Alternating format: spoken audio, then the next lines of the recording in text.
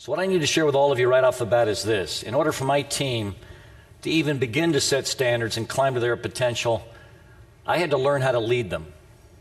Unquestionably, my limited background and complete lack of experience leading and training women made my evolution, as you can tell, trial and error. And to this day, in every coaching seminar that I give, I tell my colleagues that are searching for the promised land that after a while, your coaching development ceases to be about finding newer ways to organize practice. In other words, you soon stop collecting drills. Your development as a coach shifts to observing how the great ones motivate, lead, or drive players to performances at higher and higher levels. So now what you start to notice is not what is being done, but what is being said and how the coach is saying it, or how his presence is felt, or how he establishes his presence if it's not there. Not that we ever stop learning about the game, but in studying the extraordinary coaches, we are basically looking to learn the parameters of their entire influence as coach, leader, mentor, and human being. I feel this is how you impact players if you're effectively coaching. You try to lead them in every way you can. The sport you both love is only the beginning of that relationship. So, getting your team to transcend ordinary effort is the challenge in every training session and every match. To get this effort, you as a coach are regularly dealing with the emotional strain of not accepting the lower standard of performance and effort.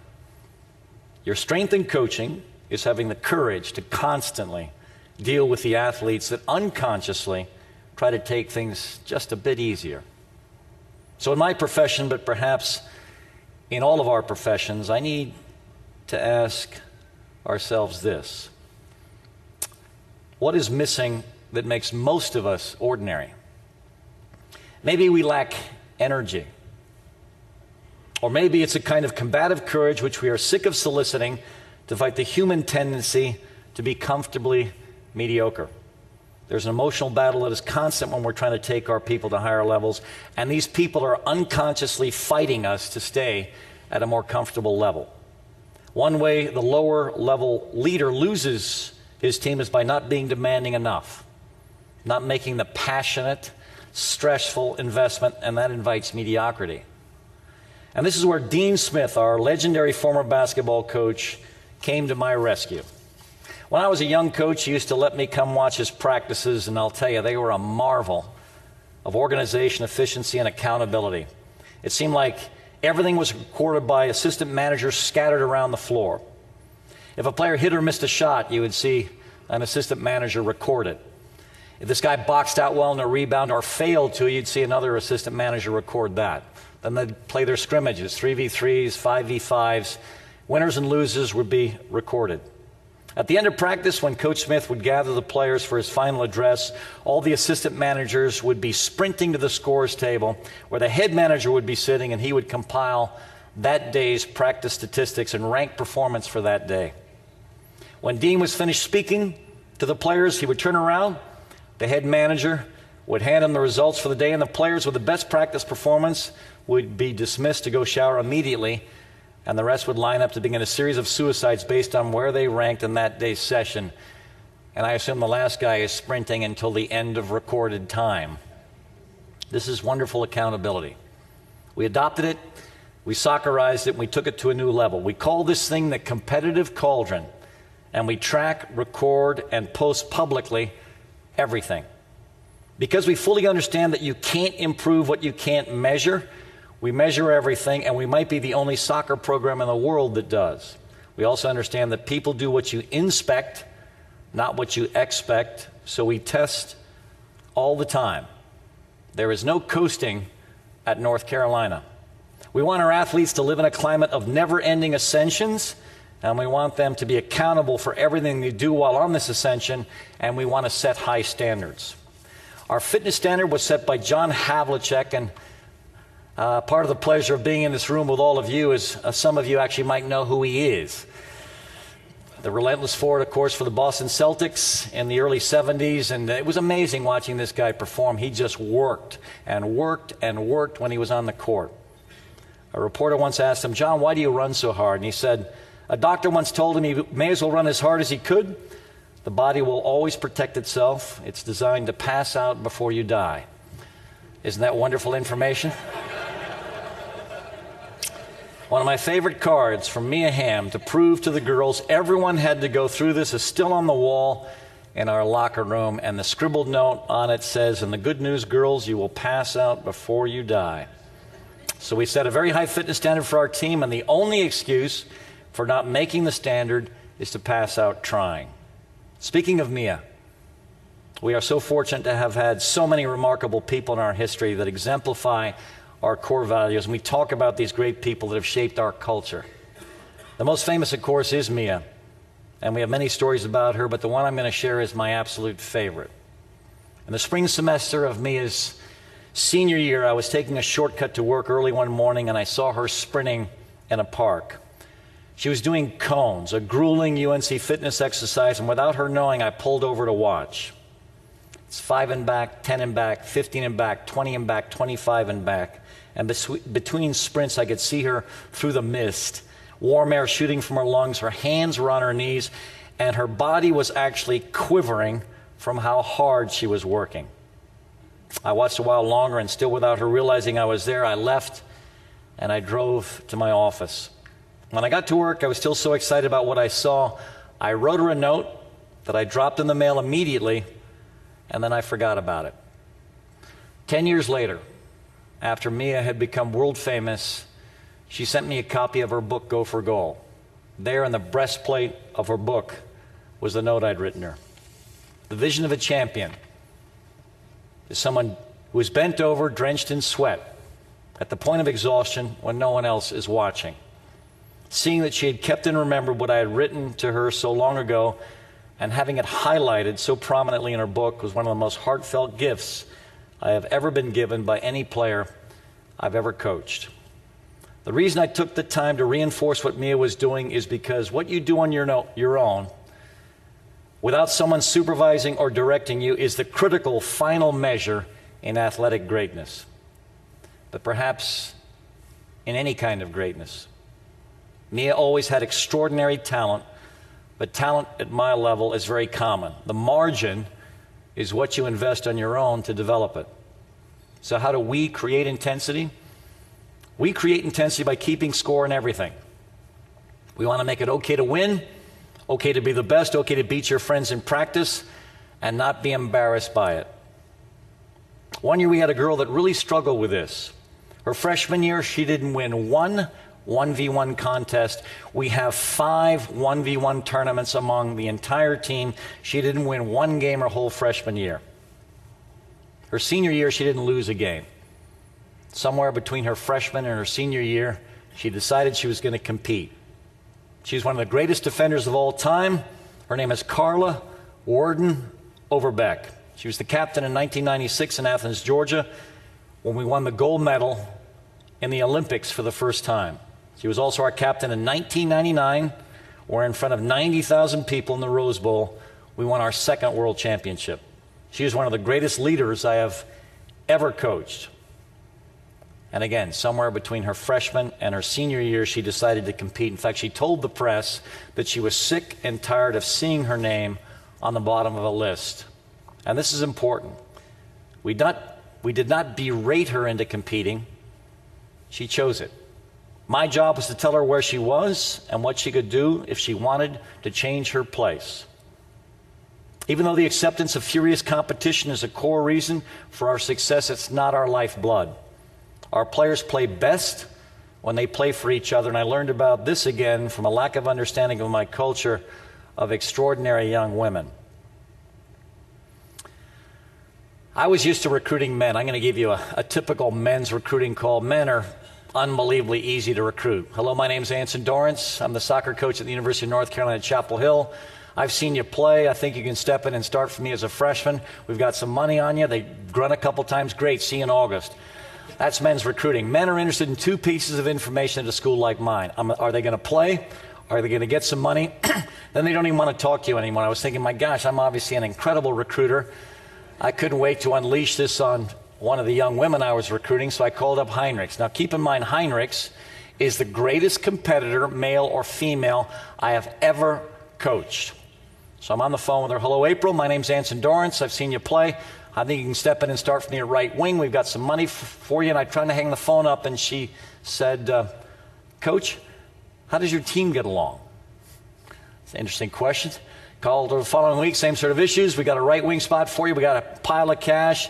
You can step in and start for us as a freshman." I'm trying to hang the phone up, and again, "Coach, how does your team get along?" Every time I called her, she kept asking me how my team got along. And I was thinking to myself, well, who cares?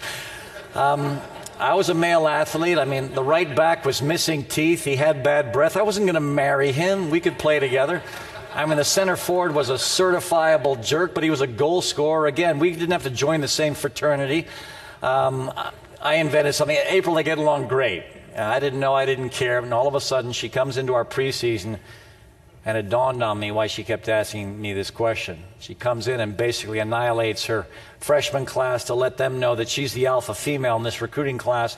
And then she proceeded to dominate all the sophomores, destroy all the juniors, and basically embarrass all the seniors. And all of a sudden, one girl after another is in my office asking me, "What are you going to do about April? What are you going to do about April?" I was thinking to myself, well, clone her? Are you kidding me? This is the best thing I had ever seen. What do you mean what I'm going to do about April? Do you want me to get her to transfer to Duke? Do you want to play against her? Oh, no. We don't want to play against her. I said, I want you guys to play like her. The thing I loved about April, even though she had never been embraced on any team she had ever played on because of her competitive fire, she wouldn't reduce her standards to be like everyone else, wonderfully mediocre. And we have built our culture at North Carolina after her wonderful example. When I was appointed the U.S. Women's National Coach in 1986, the first player I selected was Heinrichs. And every practice I pointed to Heinrichs, and I told all the girls, that's how I want you guys to train. I want you to train without remorse, with the idea that every single session you're involved in, you are going to figure out a way to win. And it's been remarkable. But making time for connection is critical, and I learned about this again from a mistake. I was down in Tampa, Florida. I was watching these youth teams prepare for a tournament, and I'm watching Black Watch Heather, and this warm-up this youth team did before their match was unbelievable. I found the coach. I said, "Coach, just watch your team warm up. That's the best warm-up I've ever seen in my life." There was a plyometric element in it. There was a ball gymnastics element. It was done to a Brazilian samba rhythm, and I was just in awe. And the coach said, "Coach, it means a lot for me, for you to come and share that with me. And my name is Rafi Javelikian." And I was thinking, well, Raf, that was just wonderful. All of us can learn something from the way you've warmed your team up. And then through a series of coincidences, he ended up at UNC studying exercise phys. In our PhD program, he found me on campus, and back in those days, no restriction on the size of coaching staffs. And he said, "Coach, do you remember me?" And I said, "Yes, you're Rafi Javelikian from Tampa, Florida." He says, "I'm here at UNC. I'd love to work for you." I said, "Raf, I know exactly what you're going to do." I brought him on, and he started warming my team up. All through August, our preseason, we didn't pull a muscle. His stuff was wonderful. Tremendous variety. It was just good stuff. We're in the middle of September again. We haven't pulled a muscle. I really like his stuff, and I could see our morale was starting to flag, and I couldn't put my finger on it. I'm looking at my roster, same sort of girls we've always had, always recruited, doing the same sort of stuff in practice. Something in my gut told me I needed to make a change, and I brought Raf, and I said, "Raf, I'm so sorry, but I've got to let you go." "Oh, Coach, have I disappointed you?" I said, "Raf, your stuff is outstanding, but you know what? I think there's something in my old warm-up I've got to go back to." So certainly nothing personal. And here it is. Practice starts at 2:30. The girls get there between 2:15 and 2:25. If you were an anthropologist or a sociologist studying them, you'd see them in groups of 2s, 3s, 4s, and 5s. They'd be putting their shin guards in. They'd be taking their running shoes off. They'd be putting their cleats on. And they'd be talking to each other. At exactly 2:30, I'll say, "Let's go." And now they start to jog around a 3-field complex down at Finley Golf Course. And again, if you were studying them, they're still in their groups of 2s, 3s, 4s, and 5s. Every now and again, you'll see a girl's head fly back with laughter, and they're just connecting with one another. And then outside of my earshot, about 75 yards away, they should be stretching, but they're not. They're still talking to each other. Every now and again, I'll get irritated and go, "Hey!" They'll all get in some fake stretching position. But they're not stretching. They're catching up on their lives. And I'll tell you, our morale returned almost immediately. Sometimes in my delusions, I think the girls come to practice to hear me pontificate about the semi-flat back 1-3-4-3, and this was a great reminder. The girls come to practice to be with their friends. If I take that away from them, they don't want to be there. It's interesting, when we cut a player from the national team, she doesn't miss playing the game at an international level. She misses traveling around the world with her friends. So much of our culture off the field is connective, and this balance is critical. These relationships I'm talking about are the core of our team's strengths. Player to player, player to coach, coach to player.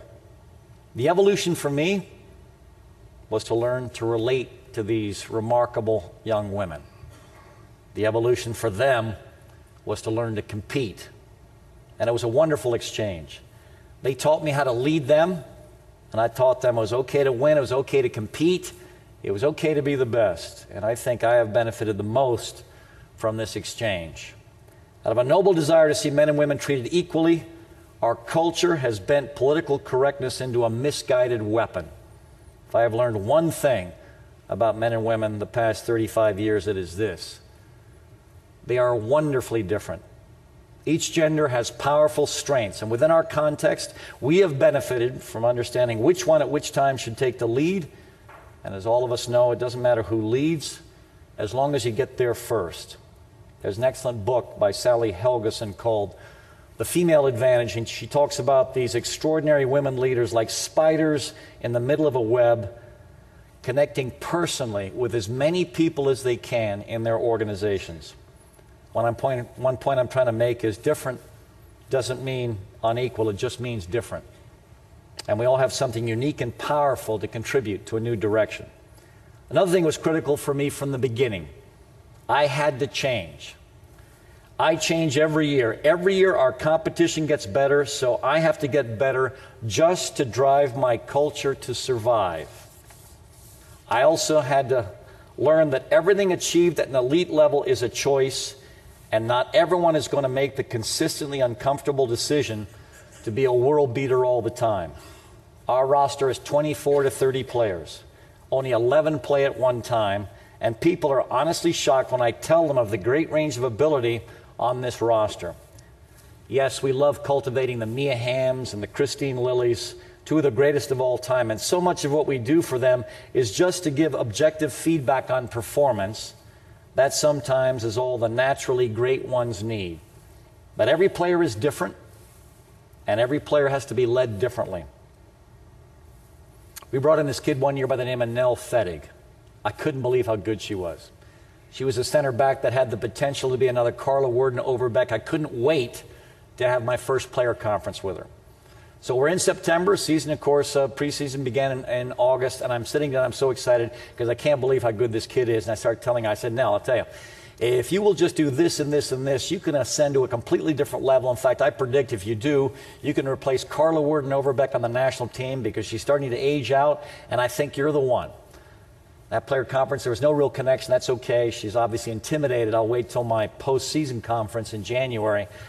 And as January rolls around, same sort of thing. Nell comes in, and all of a sudden I'm in her ear. I'll tell you, Nell, if we can do this and this, we can get you a bit fitter, and if we can, and again, absolutely no connection. I have one more player conference with her before the summer break, so I'm waiting for that. It's late April, and I'm so excited. Nell comes in. Again, I'm jumping into, I'll tell you, Nell, if only you would do this. And she interrupted me, and she said, Anson, did you know I was a nationally ranked tennis player as a youth?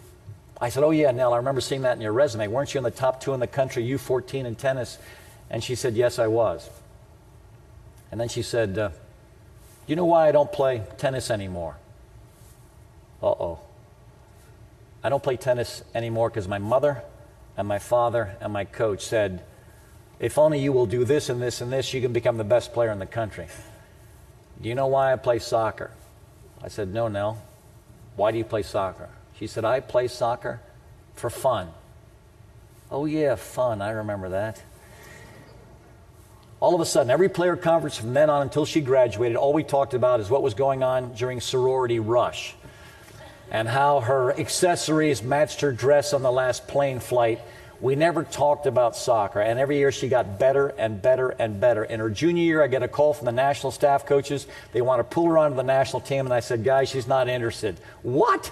I said, yes, she's not interested. She's graduating from UNC. She decides to go to law school. All the pro coaches are calling me. Anson, what do you think of FedEg? And I'm saying, boys, I don't think she wants to play pro soccer. I think she just wants to go to law school. And they were incredulous. She goes to law school, I think, at NYU. And all of a sudden, while she's in law school, she feels like getting a little exercise. So what does she do? She jumps on the New York Power out there in Long Island and then gets a trade for the Carolina Courage, and they win the championship that year. And the coach of the Carolina Courage, another former player of mine by the name of Marshall McDermott, when asked what was the margin of victory, the margin of victory for this championship team in the Pro League was when we traded for Nell FedEg. I am very proud of my recent graduating class of 2010. In the past 4 years, in this age of athletic parity, they have won 3 national championships. Their last 2 championships were against undefeated and untied powerhouses. But if you go back to 2003, there was a special team that all the soccer historians are saying was the greatest collegiate soccer team of all time. Yes, they were Tar Heels. Their record in the fall of 2003 was 27-0. In the 6-game NCAA tournament, we outscored our opponents 32-0. We won in the national championship final 6-0. If I were to say all these players are world beaters, I would not be telling you the truth. Yes, we had our share of elite athletes at the time, and their names were Tarpley from right here in Kalamazoo, O'Reilly, who currently is scoring goals in the World Cup for the national team, and Kolupny. They were Olympic gold medalists, but we also had Jordan Walker, who could not run, jump, or change directions, but was a great leader, and Jordan had a wonderful place of honor on our roster. We also had a kid by the name of Libby Guess. Libby Guess was a tri-delt. She was not disciplined, she was not fit, and she was not academically responsible. But she was the life of the frigging party, and she fit right in with us. We also had Maggie Tomeka. Maggie Tomeka was pre-med, the exact opposite of Libby. Maggie was serious, she was soft-spoken, but also caring, and served as our conscience on how we should treat each other. Everyone had a place because what had evolved over time was not just a competitive team, but a community of people that had value for whatever positive quality they cared to bring. And who were any of us to tell them what they could or could not be? Thank you very much.